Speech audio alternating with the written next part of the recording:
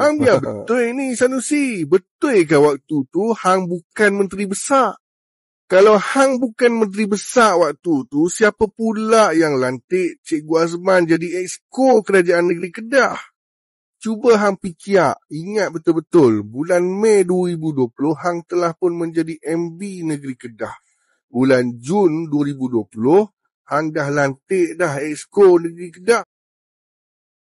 Bulan Jun 2020 tu jugalah exco Pertanian yang hang lantik telah didakwa rasuah RM400,000.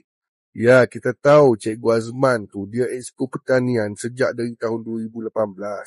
Tapi masa berubah kerajaan tu, masa hang jadi MB, hang sendiri yang lantik dia semula jadi exco Pertanian juga pada 20 Mei 2020. Tiba-tiba bulan Disember 2025, hang boleh kata hang tak tahu. Hang kata hang bukan menteri besar waktu itu. Betul tak betul ni Sanusi?